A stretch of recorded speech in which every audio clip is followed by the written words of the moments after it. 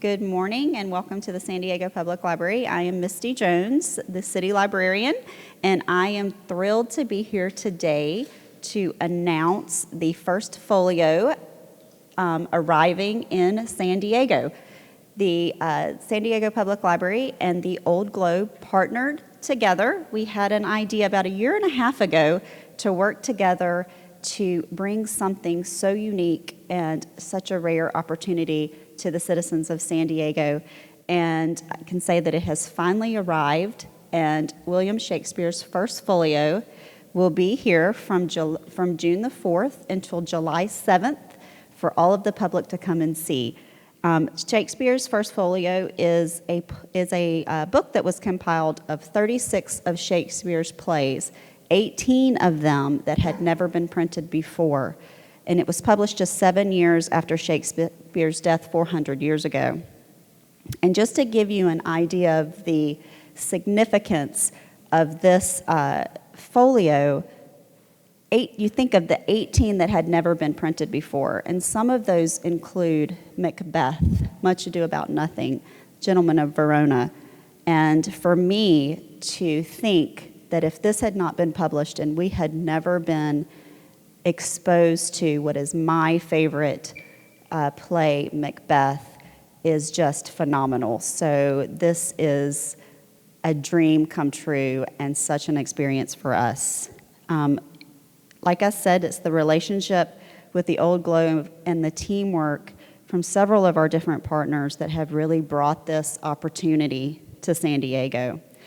Our art gallery is the perfect setting for the first folio. It's a museum-quality, climate-controlled environment, and we have in the art gallery many costumes from Old Globe productions throughout the years to complement what we all come here to see, the first folio. So I encourage everyone to come down and see this, and to make sure that you go online, just so you don't have to wait in line to see it, to go online to www.firstfoliosandiego2016.org. I know it's a long address, but go on, reserve your time to come in and spend some time in this phenomenal space. And so I want to turn it over now to Councilmember Lori Zaff, who has graciously contributed and is so supportive of this project. Thank you. Thank you. What a thrill to be here. This is absolutely beautiful. And so happy to help launch this first folio exhibit, and it was my pleasure to use some of my council community projects monies to help support this wonderful exhibit and wonderful program. I also want to thank the Old Globe for collaborating on this exciting first folio. They are everything Shakespeare. They are a standout that helped make it possible for hosting this exhibit right here in San Diego. In my younger years, when I had an opportunity to go backpacking around the world, I went to Stratford-upon-Avon. And it was a wonderful place, the birthplace of Shakespeare, where he lived, and just spent some time there and learned more about Shakespeare. I did not know this, but Shakespeare's name was spelled in 80 different ways. I don't know how you can do that, but 80 different ways. And he is the most translated author ever. So, well, this is just Much Ado About Nothing. So I want to thank you for having me. Encourage all San Diegans to get down here to the Central Library and look at this literary work, this great exhibit. I will be bringing my daughter. She is a theater fanatic, and at dinner time we get to listen to her do monologues of Shakespeare. And I'm just always blown away at how good she is. It's like, wow, you sound like you were actually, back there. So it's a thrill for me, and it'll be a thrill for her. I would like to introduce Shakespearean actor Richard Thomas. Mr. Thomas has had a stellar stage and film career, and is familiar to television audiences from The Americans to The Waltons. Prior to his currently acclaimed performance in Camp David, he was here at the Old Globe in 2014 starring in Othello at the Old Globe at the Shakespearean Festival that was directed by Mr. Edelstein, who you hear from. And I just wanted to say I had an opportunity to meet Mr. Thomas. We talked about a little in the mid-'70s. I was on the set in Burbank of the Waltons, and I was like a 14, 15-year-old who was like, wow, I got to meet John Boy. That was a thrill of my life. And look, he has not changed a bit. So with that, Mr. Thomas, thank you.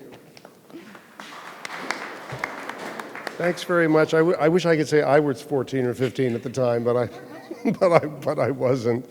It's absolutely wonderful to be here today.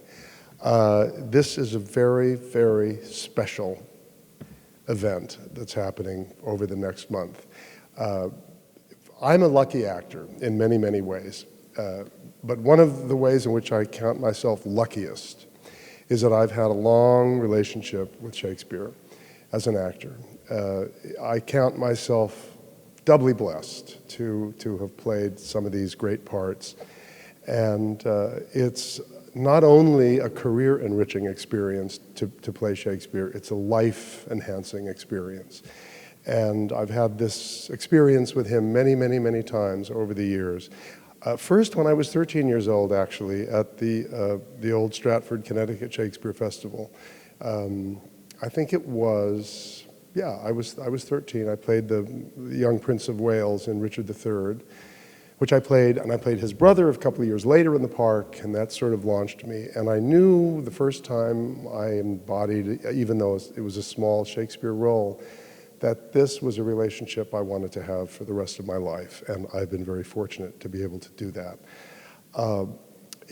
This folio, these folios which exist are priceless treasures. Certainly one of the handful of greatest books in the history of culture. And to have one here, or to be in the presence of one anywhere, is an extraordinary thing. But I wanted to say it couldn't be in a better place.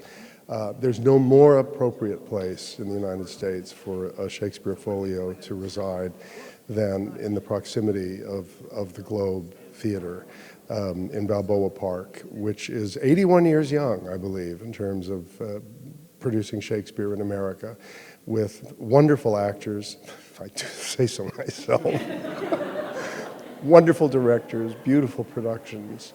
And I had the great pleasure of playing Iago here a couple of years ago in the Festival Theater. This book belongs in this town alongside this theater, because this theater has honored Shakespeare for a very, very long time.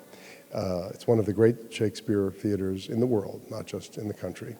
And it's had a long list of wonderful artistic directors, but I have to say, I have a personal favorite, and my personal favorite is Barry Edelstein, with whom I had the great pleasure and honor of doing a couple of plays, both Othello and Timon of Athens back in New York. He's one of our great Shakespeareans in America, and he brings Shakespeare to life every time he talks about him. And to have Barry here at this theater and to have this wonderful book present in this library is a real blessing, I think, for all of us, certainly for me. I would not be who I am today, whatever that is, without the experience of working in Shakespeare. I consider that book back there to be the Rosetta Stone of human nature. And it's a bottomless and endless investigation of humanity. And with that, I'd like to turn this over to Barry Edelstein, who is one of the great Shakespearean directors and a great artistic director of the Globe Theater. Barry. Thank you.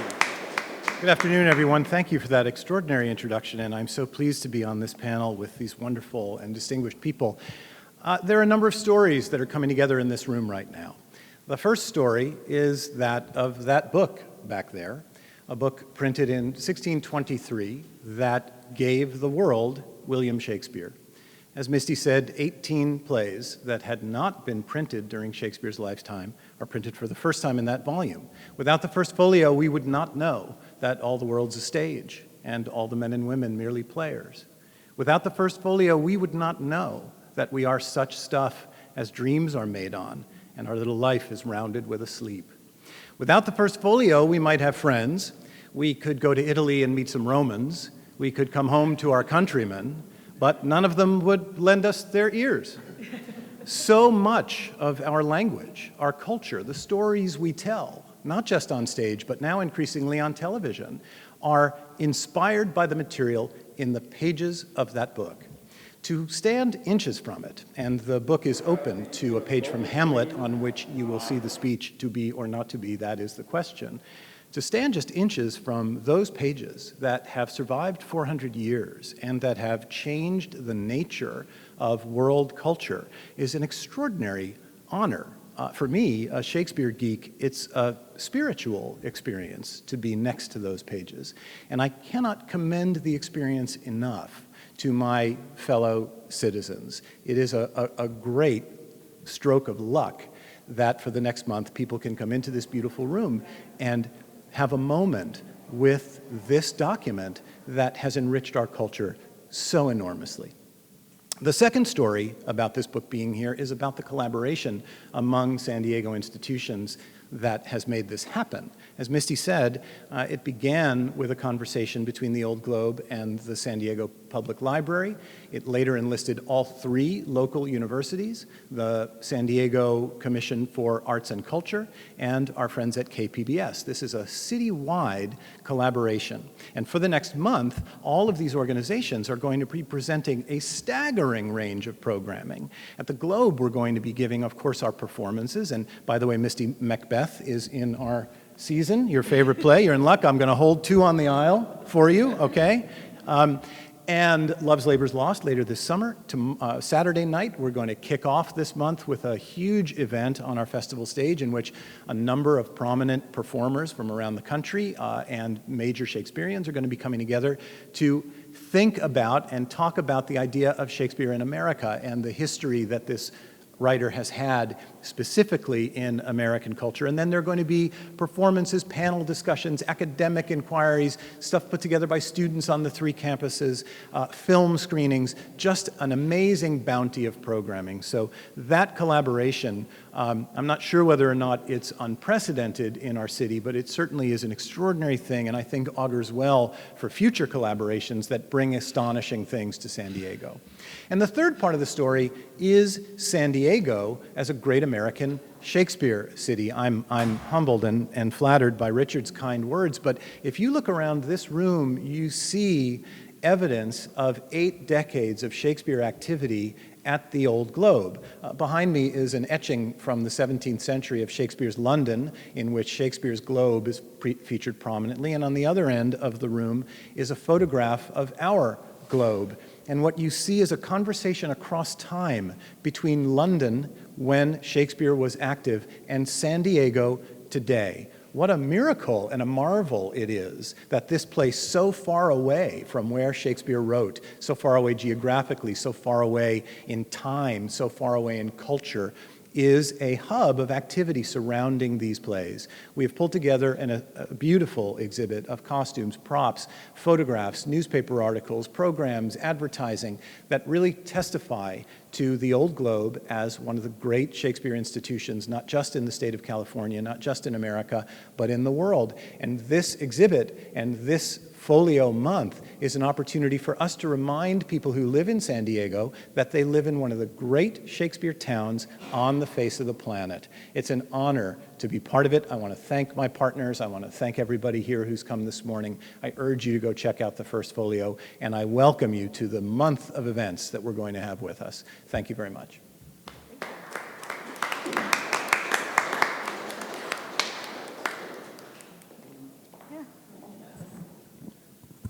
So again, thank you very much for being here. We will be available for any questions after, if you would like to ask any of us any questions. And I encourage you to come down to the Central Library and all of the branch libraries. We will all be celebrating Shakespeare and having some really great programs and exhibits going on.